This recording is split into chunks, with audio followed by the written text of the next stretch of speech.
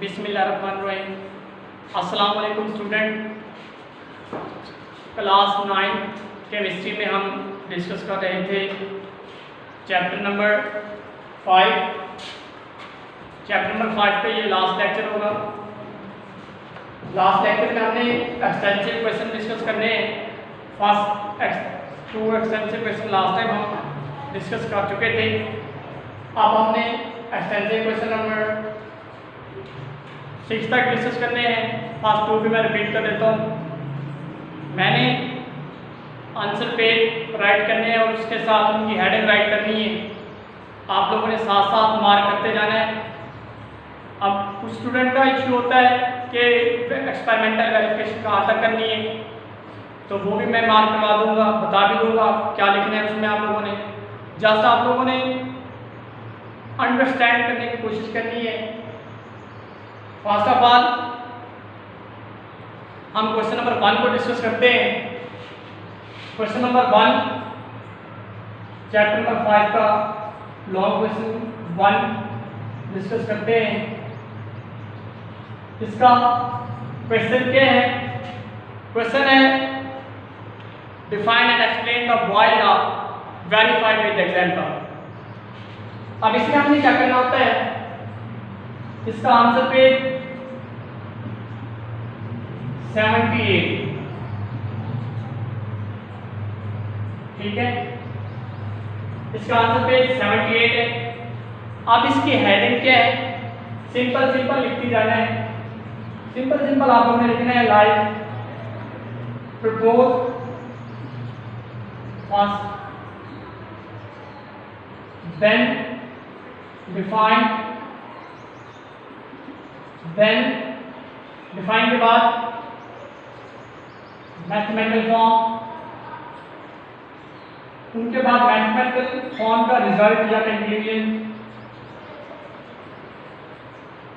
ठीक है।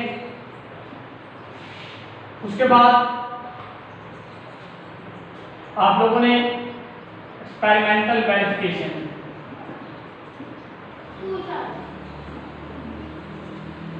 अब एक्सपेरिमेंटल वेरिफिकेशन में क्या लिखना है ये बताऊंगा। एक्सपेरिमेंटल वेरिफिकेशन में फर्स्ट 3 लाइन लिखनी, ठीक है। इन्हीं फर्स्ट 3 लाइन के बाद आप लोगों ने डायग्राम बनानी है। डायग्राम विद लेबल, लेबल जिस तरह की गई है बुक में, जिस तरह रीडिंग लिखी गई है, आप लोगों ने उसी तरह की रीडिंग राइट करनी है। उसके बाद डायग्राम के बाद कैलकुलेशन लिखी गई है, उस कैलकुलेशन को भी आप लोगों ने सेम एज लिखना है, ठीक है। इस तरह हमारा ये क्वेश्चन नंबर 1 या फिर बॉयल लॉ कंप्लीट हो जाता है। रिपीट कर देता हूँ। Propose, define, mathematical form, conclusion, experimental verification की first 3 line with diagram and label diagram. Pressure वाले में कोई नंबरिंग लिखनी है आप लोगों ने। उसके बाद डायग्राम के एंड में जो कैलकुलेशन है वो भी आप लोगों ने लिखनी है। इस तरह हमारा ये क्वेश्चन नंबर 1 कंप्लीट। देन हम स्टार्ट करते हैं क्वेश्चन नंबर 2। क्वेश्चन नंबर 2, इसमें इसका आंसर पेज क्वेश्चन नंबर 2 है define and explain the 40 law. ये बहुत इंपॉर्टेंट लॉ है। क्वेश्चन नंबर 2 3-4 टाइम ये एग्जाम में आ चुका है। क्वेश्चन नंबर 2, अब इसका आंसर पेज है 81, बुक का पेज नंबर 81। अब इसमें आप लोगों ने क्या लिखना है? इसमें भी वही बातें लिखनी है जिस तरह हमने बात की थी 40 लॉ में। पहले तो आपको ये लिखो प्रपोज,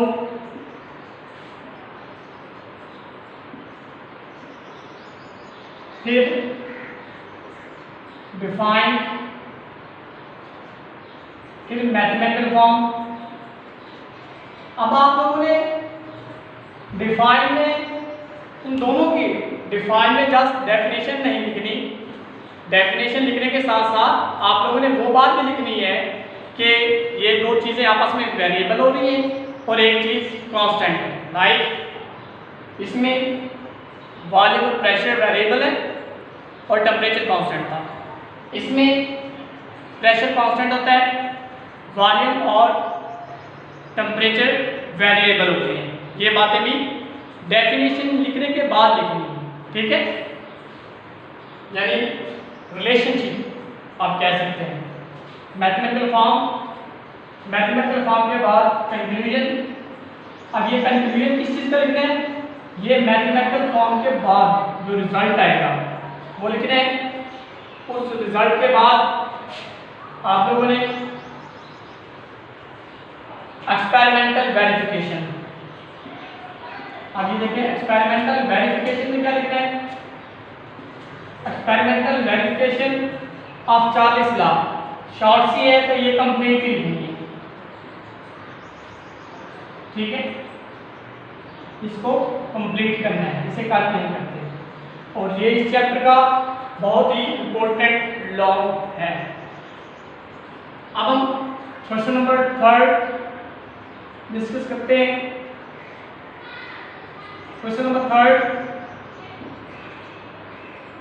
3 है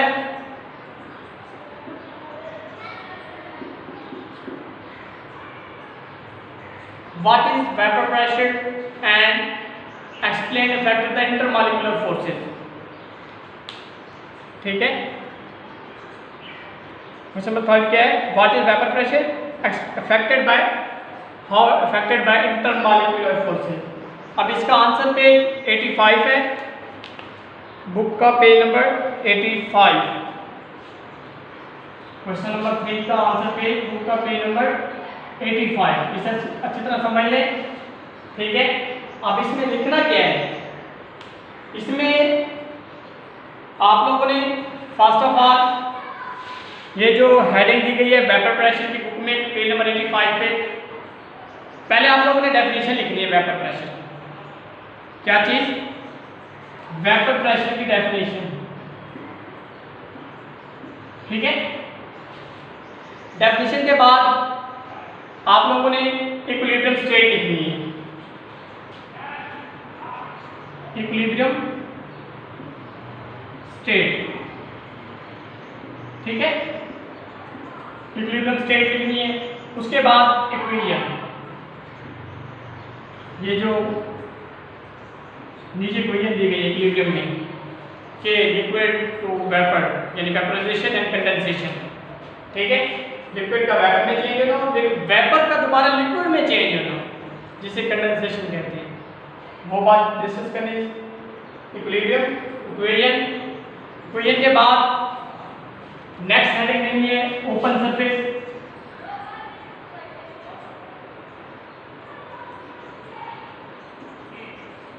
उसके बाद क्लोज सरफेस। अब इसमें डिटेल से डिस्कस किया गया है ओपन सरफेस को और क्लोज सरफेस को, और इसमें इंटरमॉलिक्यूलर फोर्सेस की बात भी की गई है, ठीक है। इंटरमॉलिक्यूलर फोर्सेस यानी वेपर के मॉलिक्यूल कैसे लीव करते हैं सरफेस को, नेक्स्ट सरफेस के साथ अटैच कैसे होते हैं, फिर दोबारा लिक्विड से वेपर, वेपर से फिर लिक्विड में कैसे चेंज होते हैं, ये बातें डिस्कस की गई हैं, ये बात लिखनी है। उसके बाद dynamic equilibrium, next heading dynamic equilibrium.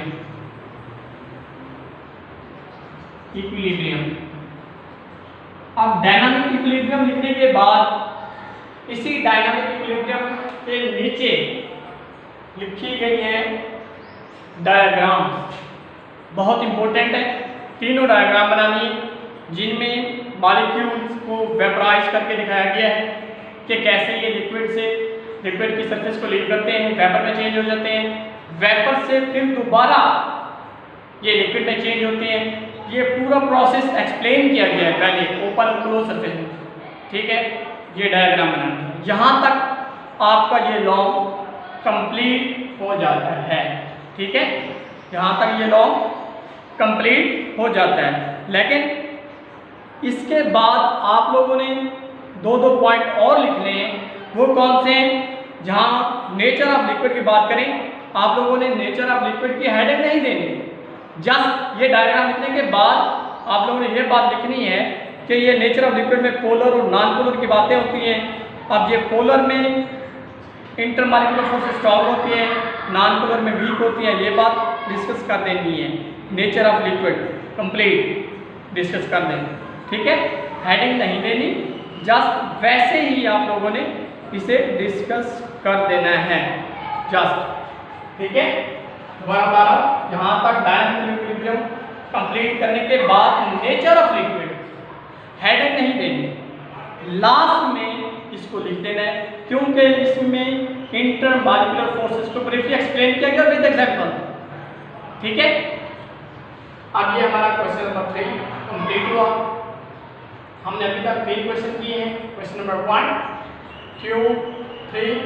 Question number 1 का आंसर पेज 78, क्वेश्चन नंबर 2 का आंसर पेज 81, क्वेश्चन नंबर 3 का आंसर पेज 85।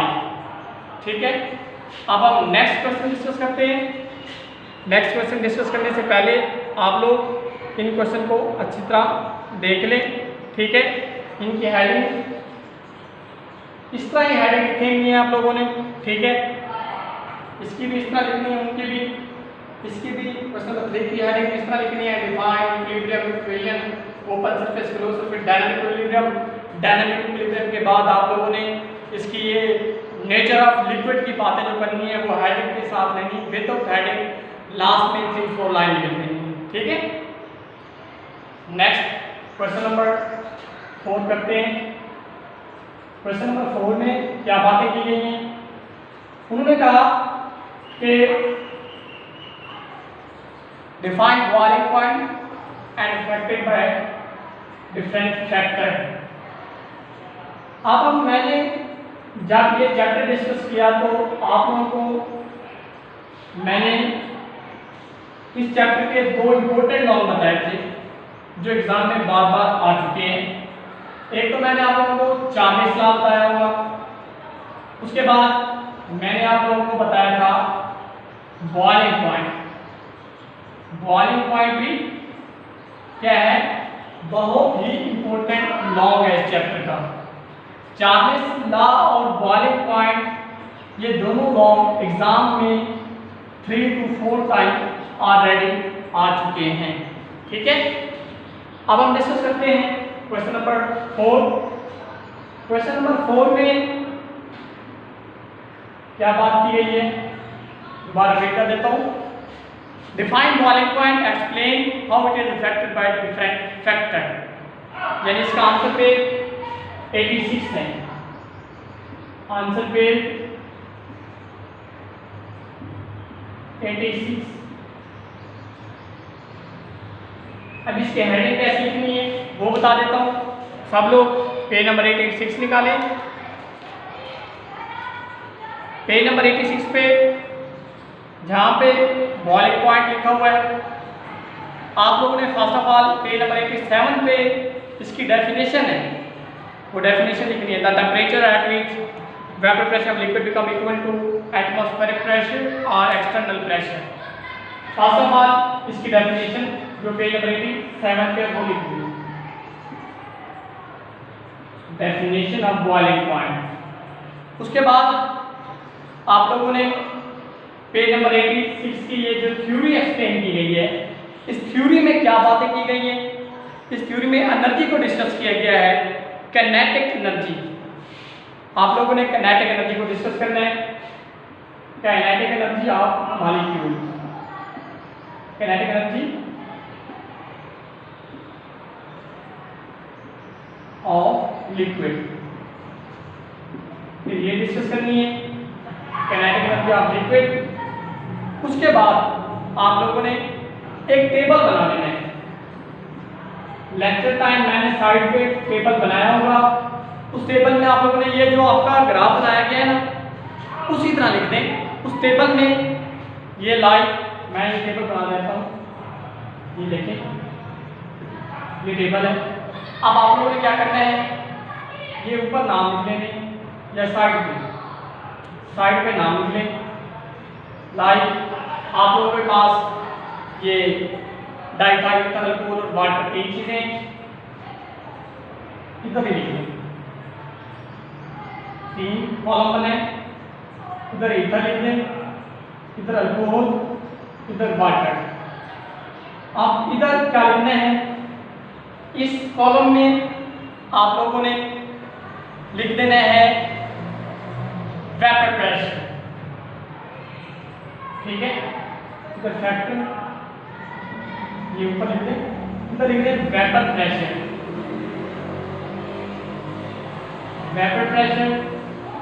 और इधर क्या लिख दें, टेम्परेचर। ठीक है, अब ये जो वेपर प्रेशर हम इसी ग्राफ में डिस्कस करेंगे वो लिख दें जैसे जो ग्राफ में डिस्कस किया गया है, और इधर वही टेम्परेचर लिखना जो ग्राफ में डिस्कस किया गया है।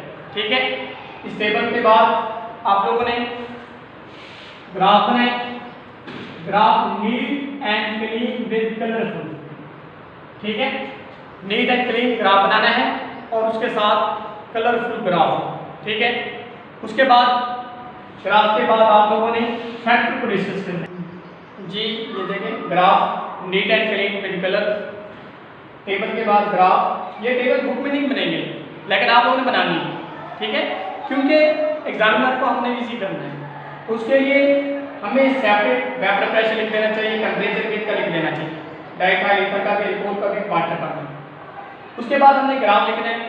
ग्राफ के बाद ग्राफ की कर्व ठीक बनानी है और कर्व रीडिंग के वो मैच करता हुआ बनाना है। ऐसा ना हो कर्व आप लोगों की साइड पे हो, वेपर प्रेशर ऊपर हो और टेम्परेचर दूसरी साइड पे, ऐसा नहीं बनाना, जिस तरह बुक में है उस तरह ही बनाना। उसके बाद आप लोगों ने फैक्टर डिस्कस करने हैं जो हम लेक्चर में डिस्कस कर चुके हैं। नेचर ऑफ लिक्विड है, इंटरमॉलिक्यूलर फोर्सेज है, एक्सटर्नल प्रेशर है। ठीक है, इस तरह हमारा ये क्वेश्चन नंबर 4 कंप्लीट हो गया। ठीक है, अब हमने क्वेश्चन नंबर 5 को डिस्कस करना है। क्वेश्चन नंबर 5 में क्या बात की गई है, क्वेश्चन नंबर 5 है describe the phenomena of diffusion in liquid along with factor which influence it. अब ये देखें, उन्होंने कहा कि डिफ्यूजन को एक्सप्लेन करें और इस डिफ्यूजन में फैक्टर डिस्कस करें जो हमने लास्ट टाइम डिस्कस किए थे इस चैप्टर की थ्योरी में। अब इसका आंसर पेज है 94। अब सब लोग पेज नंबर 94 निकालें बुक का।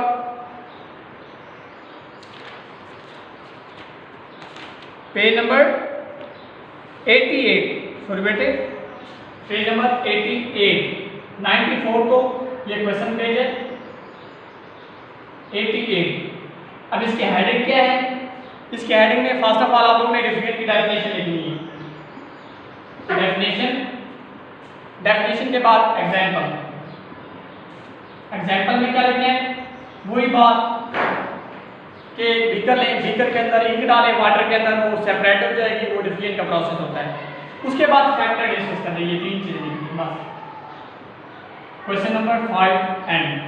ठीक है, ये हमारा क्वेश्चन नंबर 5 था।